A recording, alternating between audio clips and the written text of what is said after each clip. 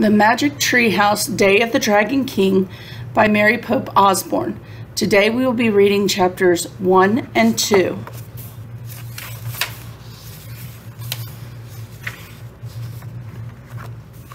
Prologue. One summer day in Frog Creek, Pennsylvania, a mysterious treehouse appeared in the woods. 8-year-old Jack and his 7-year-old sister Annie climbed into the treehouse. They found that it was filled with books. Jack and Annie soon discovered that the treehouse was magic. It could take them to the places in the books. All they had to do was point to a picture and wish to go there. Along the way, they discovered that the treehouse belonged to Morgan Le Fay. Morgan is a magical librarian from the time of King Arthur. She travels through time and space gathering books. In Magic Treehouse number 12, Polar Bears Past Bedtime, Jack and Annie solved the last of 4 ancient riddles and became master librarians.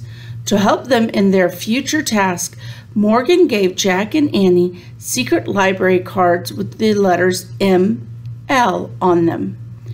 Jack and Annie's first 4 missions as master librarians are to save stories from ancient libraries.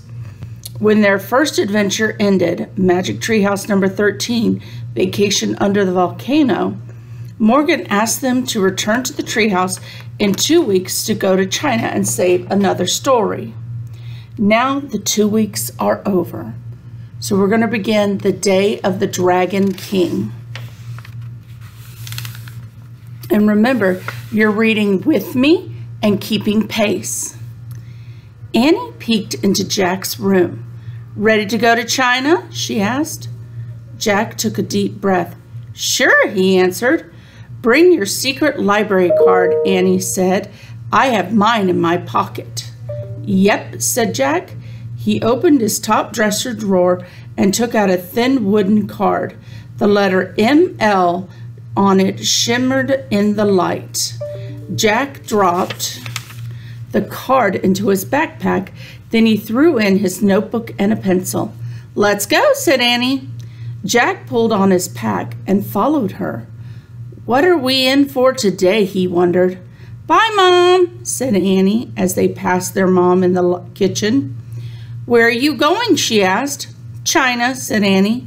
"Great," said their mom. She winked at them. "Have fun." Fun, thought Jack.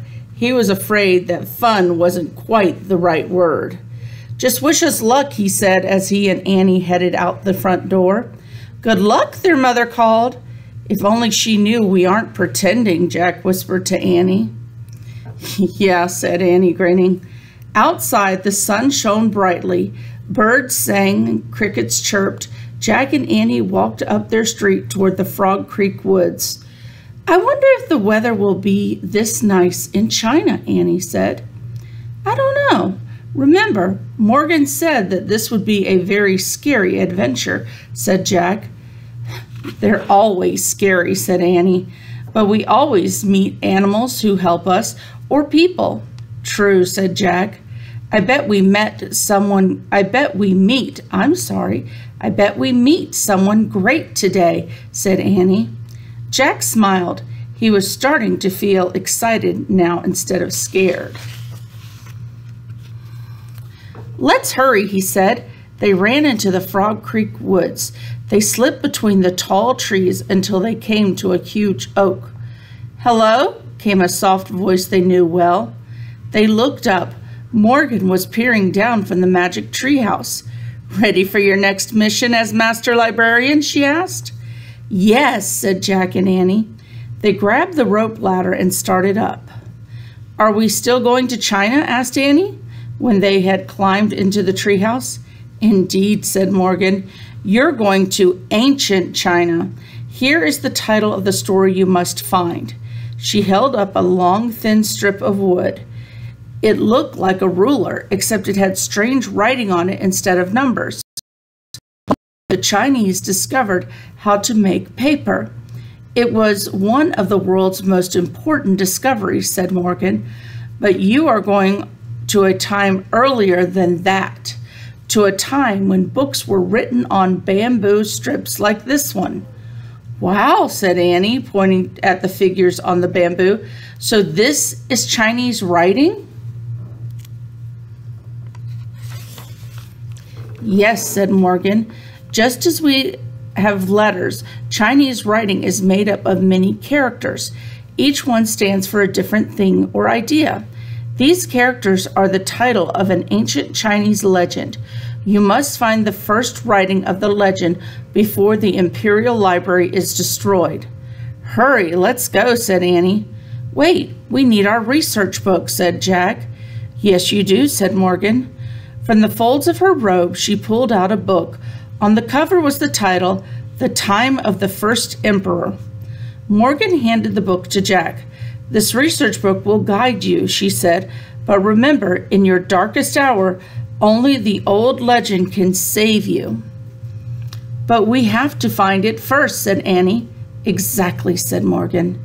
She handed Jack the bamboo strip, and he slipped it in his pack. Jack pushed his glasses into place, then pointed at the cover of their research book. I wish we could go there, he said. The wind started to blow. The treehouse started to spin. It spun faster and faster. Then everything was still, absolutely still. Okay, we're going to finish with chapter 2 today. The cowherd. Oh, wow, Annie said. These clothes feel so soft. And look, I have a pocket for my secret library card. Jack opened his eyes. Their clothes had magically changed. They no longer wore jeans, t-shirts, and sneakers. Instead, they had on baggy pants, loose shirts, straw shoes, and round hats. Annie's shirt had a pocket in it. Jack saw that his backpack had become a rough cloth sack. Inside were his research book, his notebook, his library card, and the bamboo strip. Cows? Said Annie, looking out the window. Jack looked out too. The treehouse had landed in a lone tree in a sunny field. Cows grazed, and a young man stood watching over them. At the edge of the field was a farmhouse. Beyond the house was a walled city. It looks so peaceful, said Annie. You can never be sure, said Jack.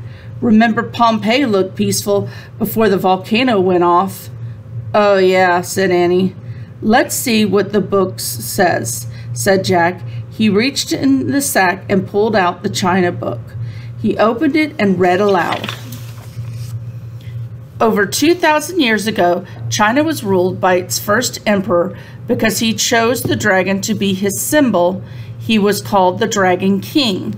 In China, dragons are seen as brave and powerful creatures. Dragon King? That sounds a little scary, said Jack. I like his outfit, said Annie. Next to the writing was a picture. It showed a man wearing a rich, flowing robe with wide sleeves. He also wore a tall hat with beads hanging from it. Jack pulled out his notebook and wrote, First Emperor called Dragon King. The book we need must be in the Dragon King's library, said Annie. I bet his palace is in that city. Jack looked up. Right, he said, and that's how to get there. He pointed across the field to a dirt road that led to the walled city. Good plan, said Annie. She climbed out of the treehouse and started down the rope ladder. Jack threw the china book and his notebook back into his sack. He slung the sack over his shoulder and followed Annie. When they reached the ground, they started through the field. Look, that guy's waving at us, said Annie. The man tending the cows was shouting and waving. He started running toward them. Uh-oh, what's he want, said Jack. A moment later, the man stood in their path. He was young and handsome with a kind face. Can you do me a great favor, he asked. I would be most grateful. Of course, said Annie. Give a message to the silk weaver. You will see her at the farmhouse, said the young man. Tell her to meet me here at twilight. Sure, no problem, said Annie. The young man smiled. "Thank you," he said. Then he started to leave. "Wait, excuse me," said Jack. "Do you know where we can find the Imperial Library?" A look of horror crossed the man's kind face. "Why?" he whispered. "Oh, I just wondered," said Jack. The young man shook his head. "Beware of the Dragon King," he said. "Whatever you do, beware." Then he turned and ran back to his cows. "Oh, man," whispered Jack. "Now we know one thing for sure." "What?" said Annie.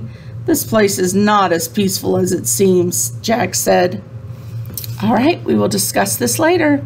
Enjoy your reading.